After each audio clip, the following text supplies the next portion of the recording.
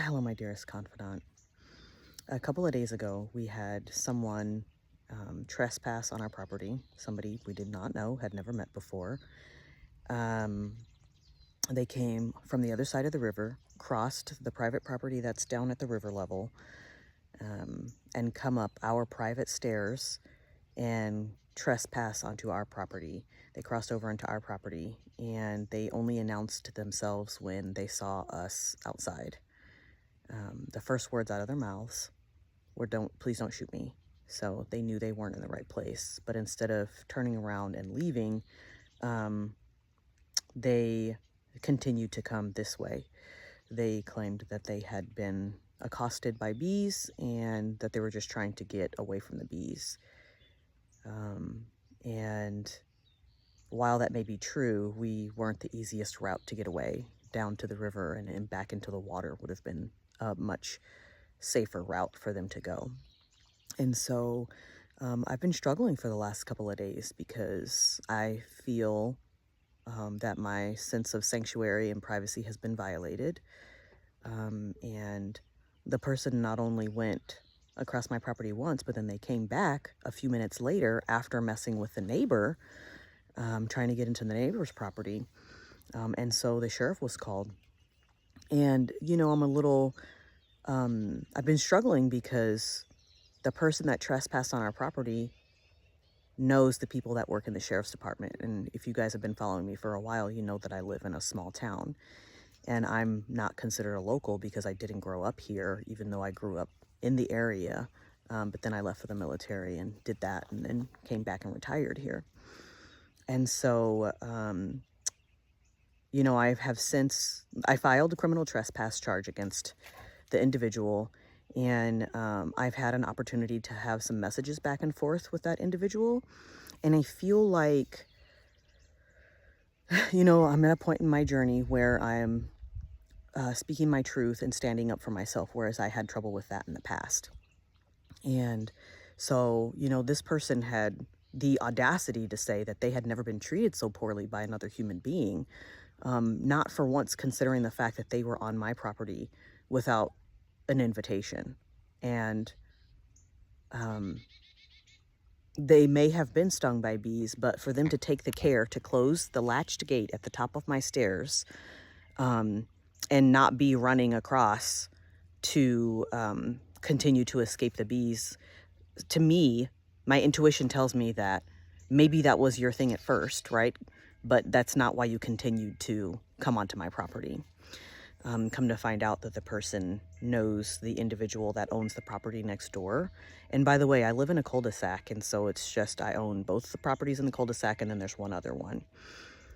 And he claims he was trying to go to that person's property. And, at first his story, the day of the event, was that he told my husband he got stung by bees and he's trying to get away from the bees. And then he told me that he was he didn't want to go all the way around to go and get food, so he wanted to go up to his friend's place so that way he could avoid, the 30-minute drive around.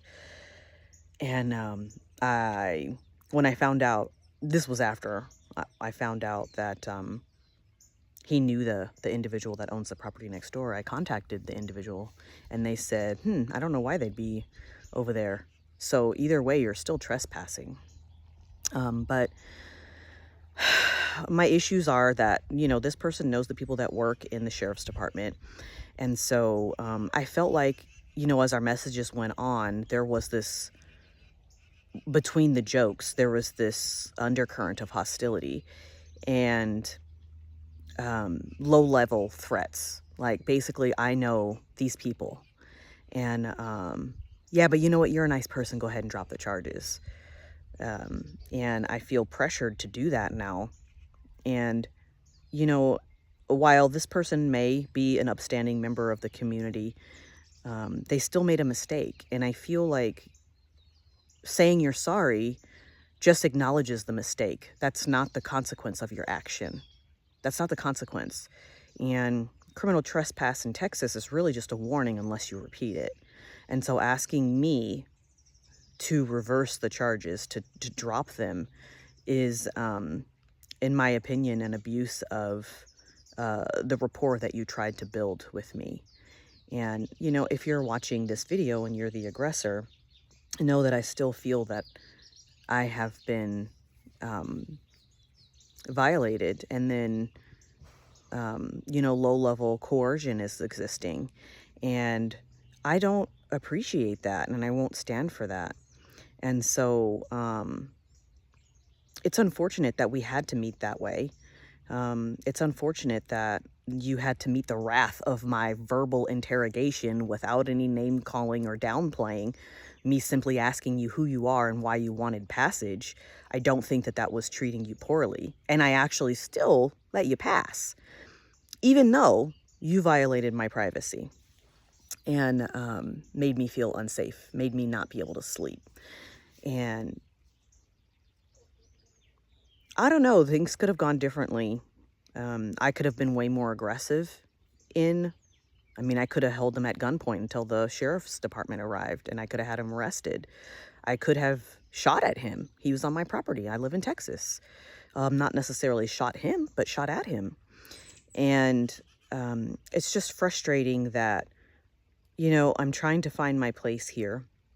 I'm trying to fit in, and we've been here for a few years now, and I really wanted to become a part of this community, and I thought that I was welcomed here. But if you watch my videos from a couple of weeks ago, you saw that there was some angst about me simply trying to educate people about gender identity and stuff, those topics. And it was met with a lot of anger and hostility. People told me that I was going to hell and things like that. And to me, like, that's the opposite of the love that you're supposed to be ushering in. And, now this happened, and I feel like this person is very charismatic and has gotten their way a lot in the past.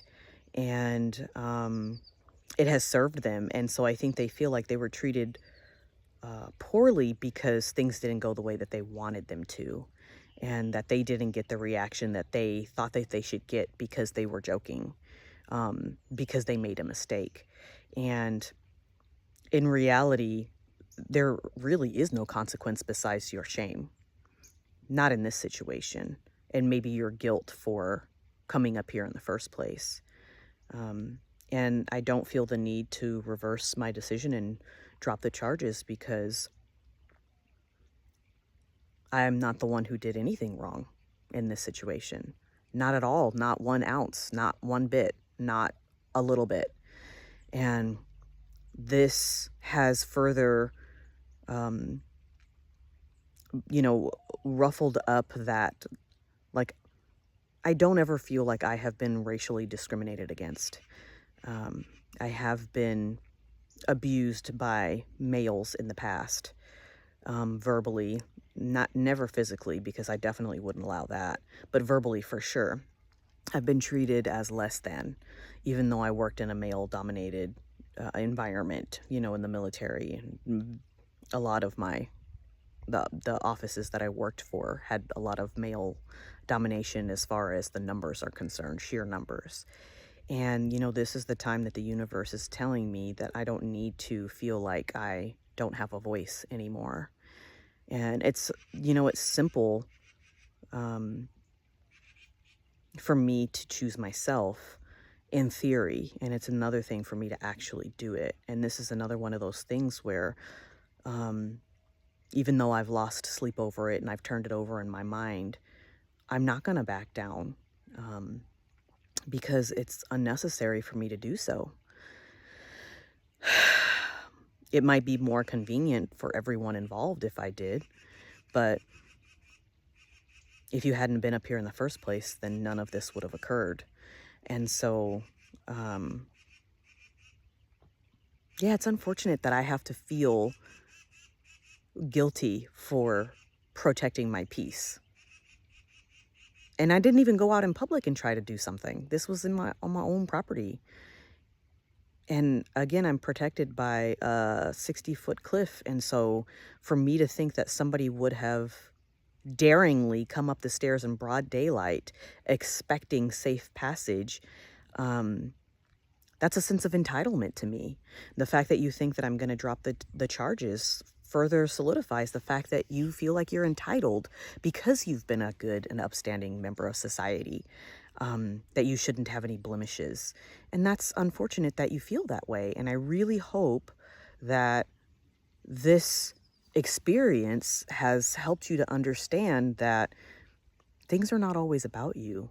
And everybody has their own stories and their own understanding of things. And um, yeah, I've had a lot of hard things happen to me. And the last thing I'm going to do is be scared on my property.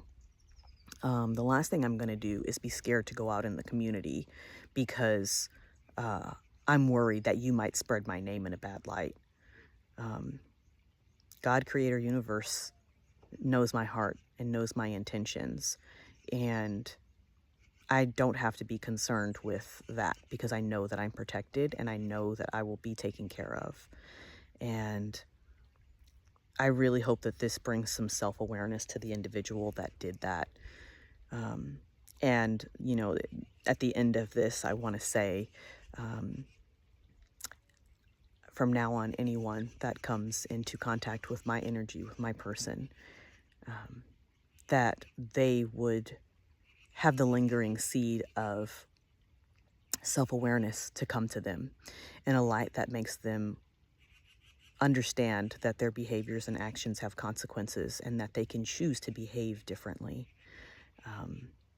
That I am the change that I want to see in the world, that we can have compassion for other human beings but still hold them accountable. That just because you're a nice person doesn't mean that you let things go, that you let things slide. I absolutely forgive. Absolutely, I forgive this person for coming on my property. But at the same time, there's a consequence for that. And I will not be swayed by the decision that I made. I hope for anybody that watches this video to the end understands the messages that I'm trying to convey in this video, and that they see this as coming from a place of love and understanding, and now a different experience, because I've never had someone so blatantly come into my space and expect forgiveness without actually proving themselves deserving of that. Because so far all I've gotten is words. And the only reason why those words were even given was because I messaged them before I had done the police report, messaged them and said, hey, dude, this could have gone way worse. And I have the name that they gave me, but not their legal name.